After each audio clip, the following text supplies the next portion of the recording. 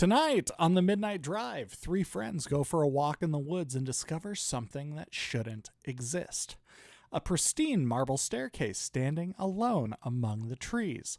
No railings, no signs, no explanation. Just 16 spotless steps leading nowhere. What begins as curiosity quickly becomes confusion when a strange fog rolls in and the staircase no longer seems to obey the rules it did just moments before. Tonight marks the beginning of a very different journey. A found journal, a shared memory, a place where distance behaves strangely. Time becomes uncertain, and familiar things slowly lose their meaning. No monsters, no answers, just an impossible place, and three people trying to find their way home. This is the Backrooms.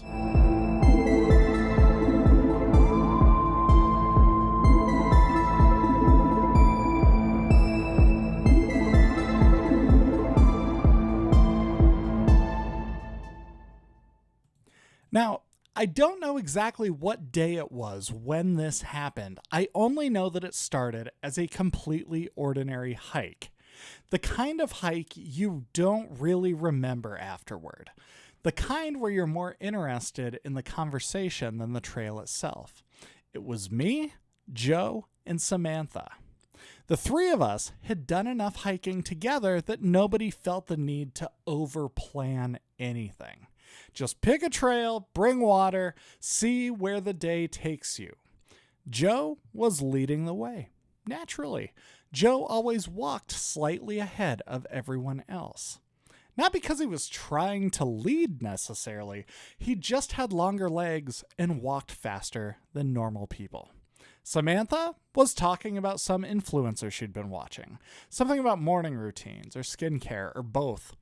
I wasn't really paying close attention. Not because I wasn't interested, I was just enjoying being outside. There are moments in life where everything feels correctly calibrated. The temperature, the sunlight, the smell of pine needles, the crunch of the dirt beneath your boots, the absence of notifications, the absence of urgency, the absence of obligation. That's where we were, just existing. The trail itself wasn't anything remarkable. Trees, underbrush, a few birds, nothing unusual. At least not at first. I remember Joe stopping. Not suddenly, it was kind of a gradual stop. Like something had caught his attention and he wasn't entirely sure what he was looking at. "What is that?" Samantha looked up. "What's what?" Joe pointed. The three of us stood there for a moment, trying to process what it was that we were looking at, because standing among the trees was a staircase. Not wooden, not metal. Marble. Bright white marble. Pristine marble.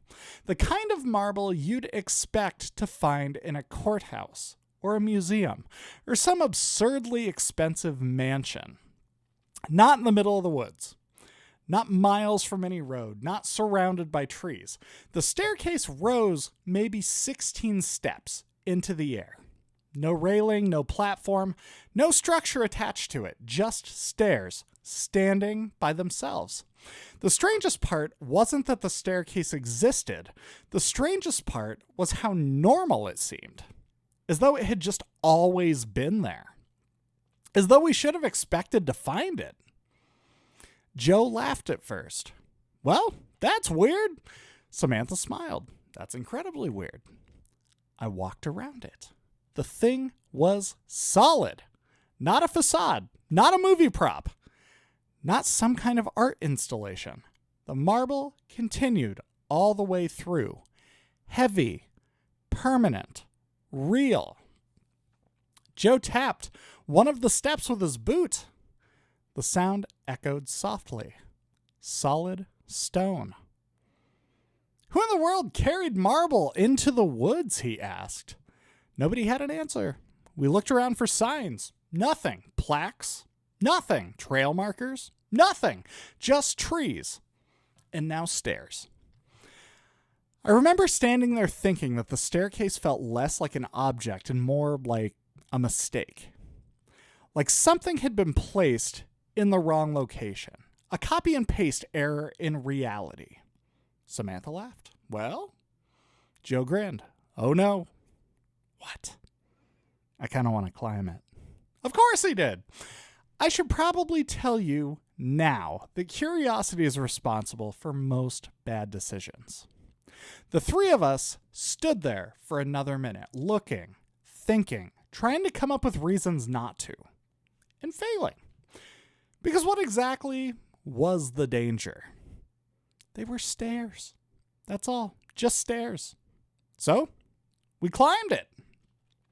The marble felt surprisingly cool beneath my boots. Each step was wider than normal, more deliberate somehow, built to last, built by somebody who cared. We climbed slowly. 1, 2, 3, 4. The forest continued around us. 5, 6, 7, 8. Everything still felt normal. 9, 10, 11, 12. Samantha was laughing behind me. Joe had already reached the top. 13, 14, 15, 16. The top! And that's when something happened. It wasn't something that was necessarily visible, it just felt wrong. Suddenly a chill passed through me. Not cold exactly, more like standing up too quickly. The world tilted. My stomach dropped. I grabbed my knee instinctively. Joe sat down immediately. Hard, like his legs had given out. What was that? Samantha was already sitting, eyes closed, taking slow breaths. The dizziness hit all three of us at exactly the same time. That's the part that bothered me. If it had only happened to one of us, fine. People get lightheaded. People get dizzy. People skip breakfast. People get dehydrated. But all three of us, at the same moment, on the top step, nobody spoke for a while. We just sat there, breathing, waiting. The sensation gradually faded after maybe 20 seconds, maybe 30. Then everything felt normal again. My pulse slowed, the nausea disappeared, the strange weight in my chest had lifted. I opened my eyes and immediately knew something was wrong. The forest was gone. Not disappeared, it was just hidden. Fog had rolled in. Dense fog. Everywhere. White. Thick. Impossible to see through. The trees had vanished. Behind the fog completely. Joe stood up slowly. What the hell? Nobody answered because nobody had one. The fog wasn't rolling in. It wasn't moving. It was just there. As though it had always been there. The three of us exchanged a look. The same thought passing silently between us. Let's go back down. Immediately. No discussion, no debate, just agreement. We turned around and started descending the staircase. The fog made visibility very difficult. It was so difficult that Joe began counting the steps out loud, mostly to keep track of where we were. 1, 2, 3, 4, 5. The fog swallowed everything. 6, 7, 8, 9, 10. The staircase seemed steeper somehow. 11, 12, 13, 14, 15, 16, 17. Joe stopped. Nobody spoke. 18, 19, 20. The three of us looked at each other. 21, 22, 23. The fog remained unchanged. 24, 25, 26, 27. Joe's voice finally cracked. Just a little. But just enough. Because all three of us were thinking the exact same thing. There had only been 16 steps going up. Nobody moved. Not immediately, because what exactly do you do with information like that? 27 steps. We all heard it. We all counted it. There wasn't any disagreement. There wasn't any confusion. The staircase had 16 steps when we climbed it. Now we descended 27. And we still hadn't reached the bottom. The fog pressed against us from every direction. Dense, featureless, silent. Joe looked upward, then downward, then upward again. As if seeing the staircase from a different angle somehow might fix the problem. It just doesn't make sense. I remembered nodding. Not because I agreed, but because there wasn't anything else to do. Samantha folded her arms. This is stupid. Yeah. No, I mean literally stupid. Joe laughed nervously. Excellent observation. I'm serious. She gestured toward the stairs. There aren't more stairs, but there are. But there aren't. The conversation hung there for a moment because she was absolutely right. And Joe was absolutely right. The staircase somehow contained more stairs than it physically should have, which wasn't a sentence I ever expected to think, let alone say out loud. The fog remained perfectly still.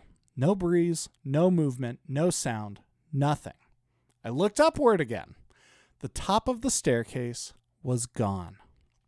Completely hidden. Not faded, gone. The fog swallowed it entirely.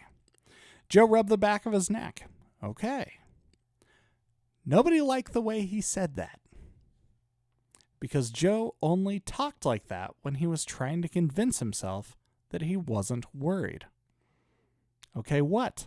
We need information. Information will be nice. I'm serious. He pointed upward. We know going down isn't working. We don't know that. Joe looked at me. Dude, fair point. We've gone down 27 stairs. 27 so far. Exactly. He pointed upward again. I'm going to go back up. No!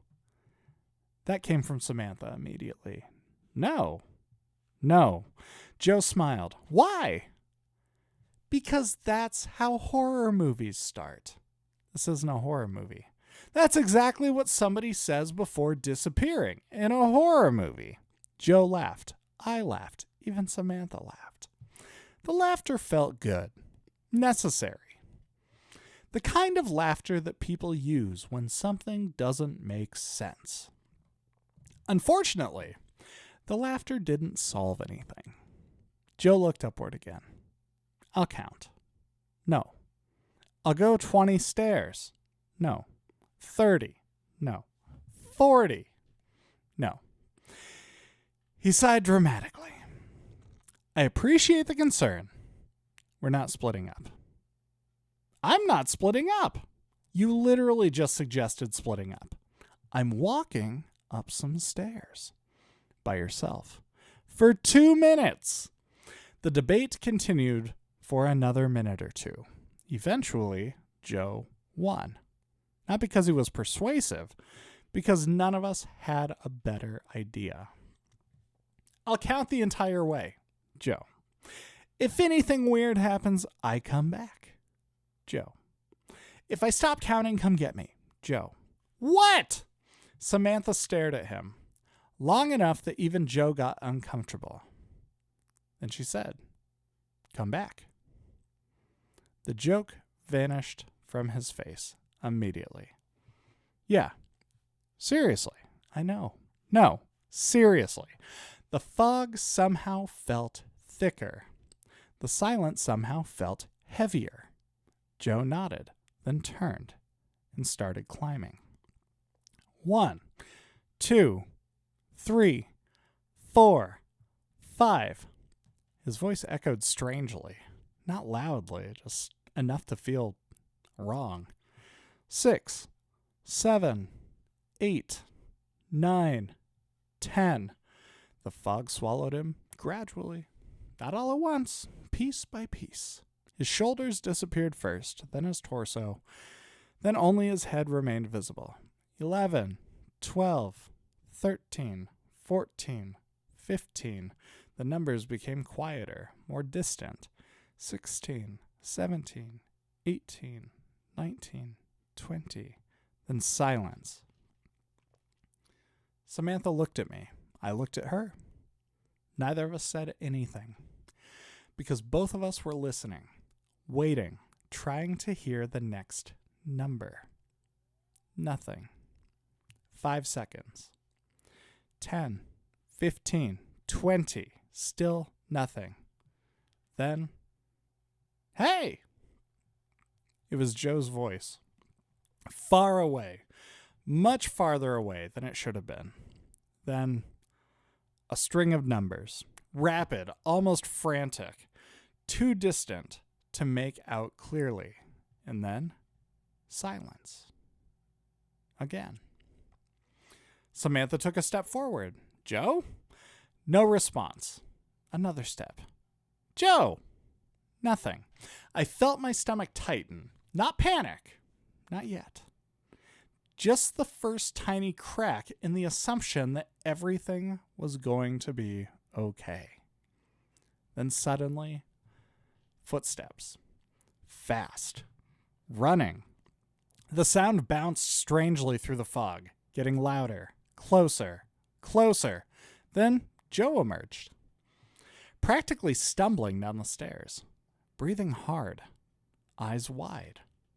Not injured, not bleeding, not anything dramatic or anything like that. He was just scared, genuinely scared. The kind of scared that strips away all humor. He stopped in front of us, bent over, hands on his knees, trying to catch his breath. Neither of us spoke. Eventually, he looked up. The stairs just keep going. Silence. I know. No, he shook his head. No, you don't. Another breath. I got past 40. Another breath. Then 50.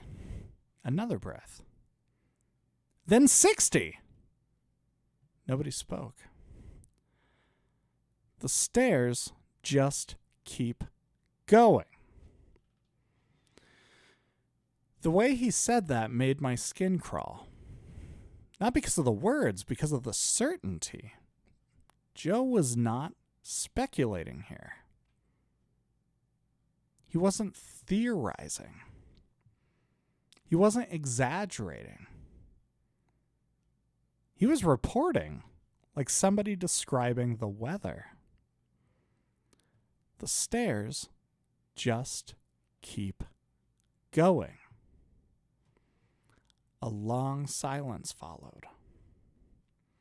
Then Samantha finally asked, "What did you see?" Joe looked upward,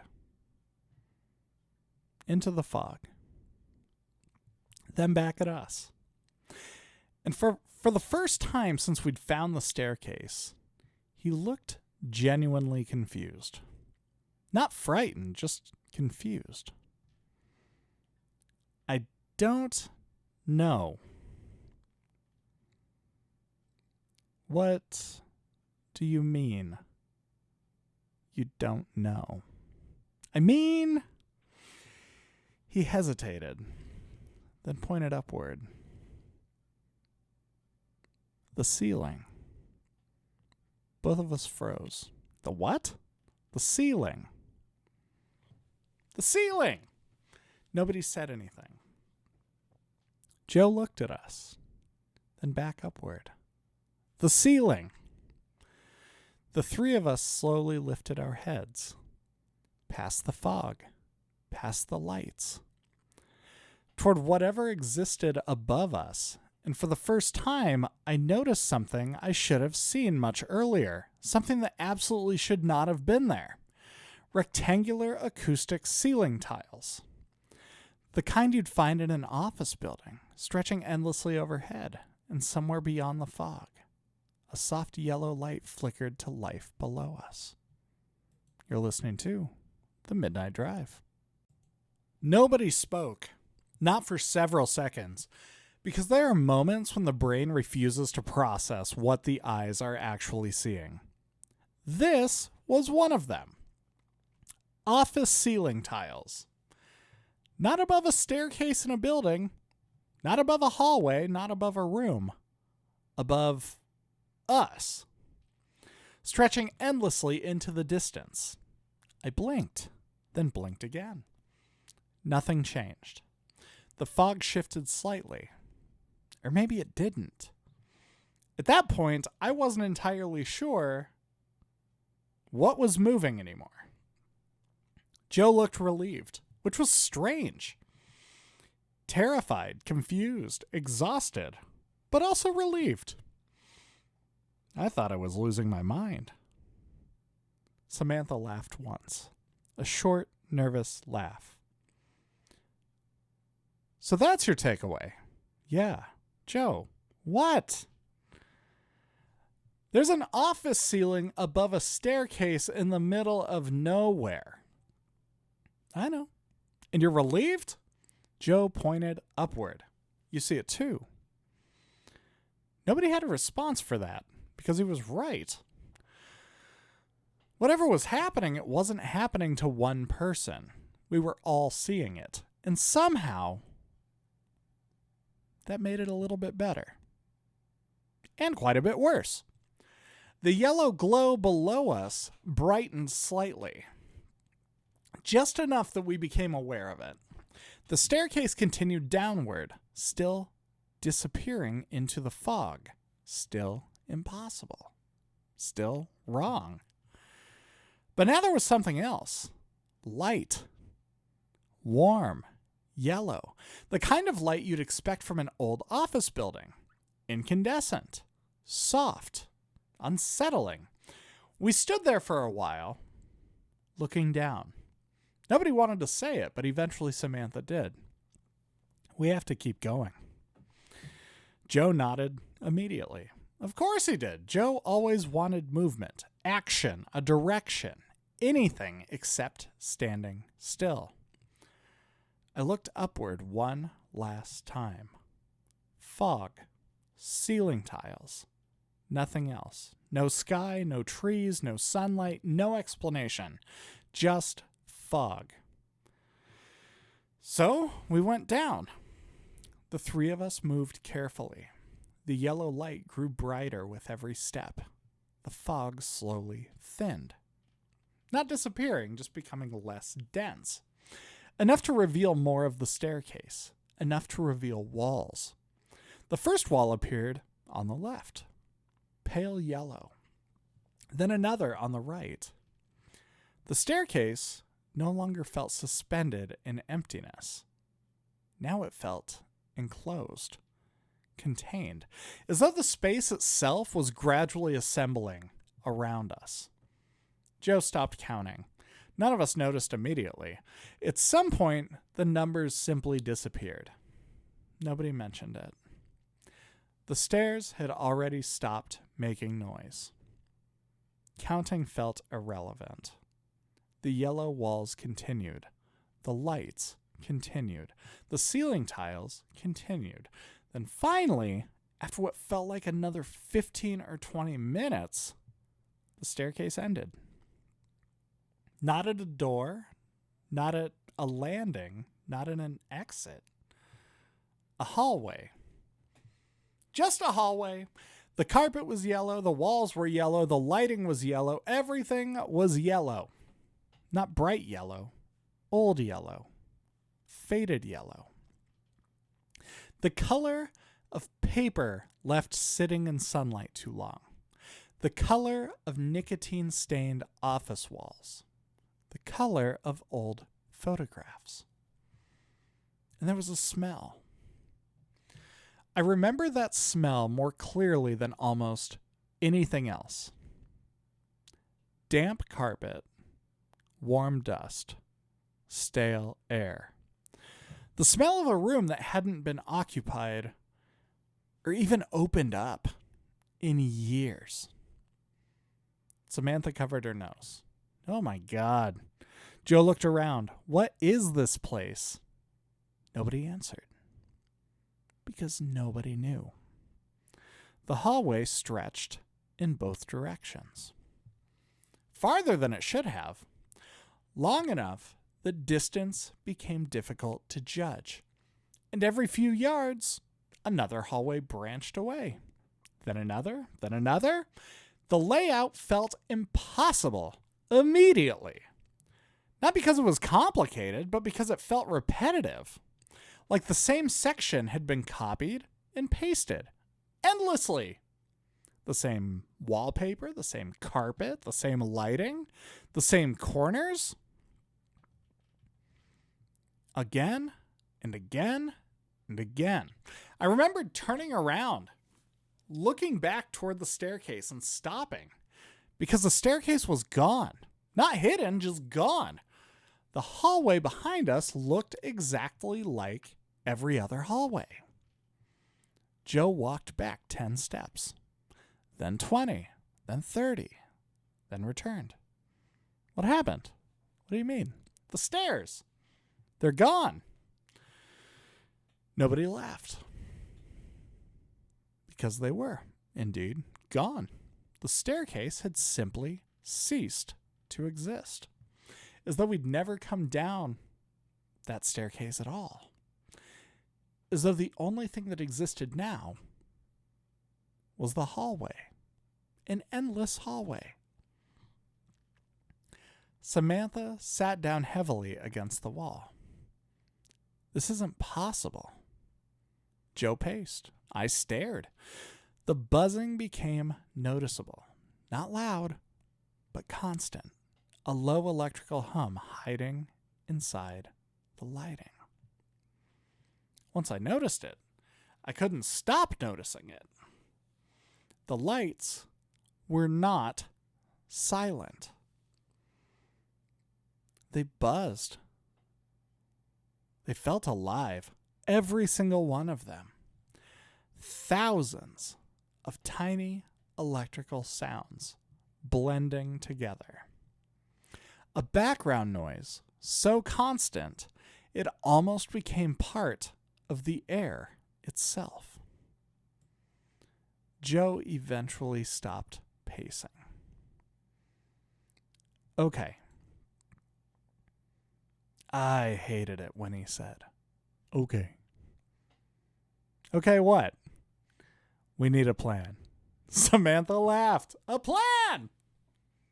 Yes. For what? Joe looked around. The yellow hallways stretched endlessly.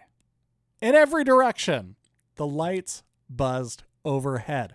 The carpet absorbed every sound. And for the first time since we'd climbed the staircase, nobody had a good answer. Because the question wasn't, how do we get out? Not anymore. The question had suddenly become, where are we? And none of us had the slightest idea. The first few hours weren't actually that bad. I know that's probably not what you were expecting me to say, but it's true. At first, the three of us still believed this was a problem. Problems have solutions. Problems can be solved. Problems end. So we treated the situation like a problem. We picked a direction and we walked. Simple. At least in theory.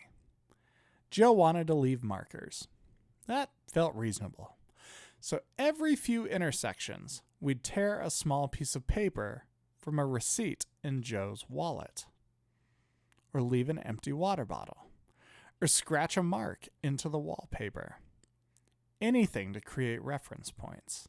Anything to prove that we'd been there. Anything to establish some kind of order. At first it worked. Or at least we thought it did. The first marker appeared exactly where we'd left it. The second one too. The third, the fourth. Everything seemed encouraging. Then we found the fifth marker. The problem was, it wasn't where we'd left it. They couldn't explain it. That fifth marker was there, but it wasn't where we'd left it. Joe stopped immediately. No. What? No. The torn receipt was hanging from the corner of a hallway. Except we'd left it at a four-way intersection, not a corner. Joe walked up to it, removed it, examined it, then looked at us. It's the same one. Samantha folded her arms. Are you sure? Joe held up the receipt. Part of a faded logo remained visible. A local gas station, the same one. Nobody said anything, because none of us wanted to discuss the obvious possibility. Either Joe was mistaken, or the hallways weren't behaving consistently. Neither option felt great. So we kept moving. Hours passed, or what felt like hours. Time started getting strange almost immediately. No sunlight, no shadows, no windows, no clocks. The lighting never changed, the temperature never changed, the buzzing never changed. Everything remained exactly the same. Eventually, Joe checked his phone. No signal, of course. That wasn't surprising. The surprising part was the battery. Still 93%. That's weird. What? It should be lower, right? I checked mine. 96. Samantha checked hers. 94. We'd been using flashlights, checking maps, checking messages, checking signal. Hours of use. Almost no battery loss. None of us knew what to do with that information, so we ignored it. Which became a pattern. Things would happen, strange things, impossible things. And after a while, we'd simply continue walking. Not because we accepted them, because we had absolutely no framework for understanding them. The alternative was standing still and arguing, and none of us wanted that. At some point, we stopped talking as much. Not intentionally, conversation just became harder. There wasn't much to discuss. The hallways looked identical. The intersections looked identical. The rooms looked identical. Even our observations became repetitive. Another hallway, another corner, another room, another buzzing light. Eventually, Samantha stopped. Just stopped. No warning. No announcement. She sat down against a wall, cross-legged, looking exhausted. Joe turned around. What are you doing? Resting. We just rested. I know. Joe sighed. We should keep moving. Why? That question landed harder than either of us expected. Joe frowned. What do you mean? Why? Why should we keep moving? To find a way out. Samantha looked around at the yellow walls, the yellow carpet, the endless intersections, then back at Joe. So, have you found anything yet? Joe did not answer. Not immediately.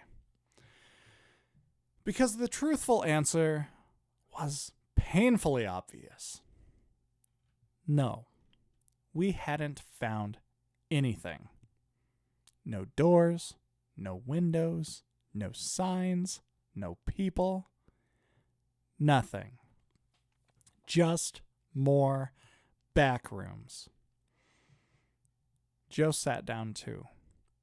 For the first time all day, nobody moved. The buzzing filled the silence. A low electrical drone. Constant, unchanging. I remember realizing right then that I'd stopped hearing it. Not because it was gone, but because my brain had adapted. The sound had become normal. That realization unsettled me more than I'd like to admit, because If that could become normal, what else could? Nobody spoke for several minutes. Eventually, Samantha looked upward at the fluorescent lights. You think somebody built this? Joe laughed once. A humorless laugh. I hope so. Why? Because the other options are worse. Nobody asked what the other options were. Nobody needed to. The three of us sat there, listening, thinking, waiting. For what? I couldn't tell you. A sound, a door, a person, an answer, anything. And nothing came. Just the lights. Just the buzzing. Just the endless yellow hallways stretching beyond sight. Eventually, I checked my phone again. Still no signal. Still almost full battery. The lock screen displayed the same photo it always had. A completely ordinary moment from a completely ordinary life. And for the first time since entering the staircase, I felt something I hadn't allowed myself to feel yet. Homesickness. Not panic, not fear, just homesickness. A longing for things I'd never appreciated properly. Traffic, coffee shops, rain, my own bed, a front door that locked, a ceiling that belonged to a house instead of whatever this place is. I looked at Joe. Then I looked at Samantha. They looked exhausted. Not physically. It was something else. Like all three of us were just carrying a question. A heavy question that nobody wanted to ask. And eventually it was Joe. Joe broke the silence. He was quiet, but he wasn't hopeless. He was just honest. I don't think that we're getting out today.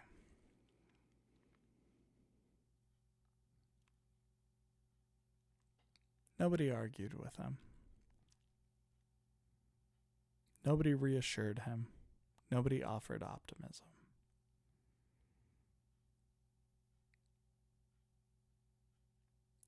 The sentence echoed in all of our minds. I don't think we're getting out today. The three of us simply sat beneath the buzzing lights and listened. I don't think we're getting out today. The endless yellow hallways stretched away in every direction, waiting for morning. A morning that never, ever came.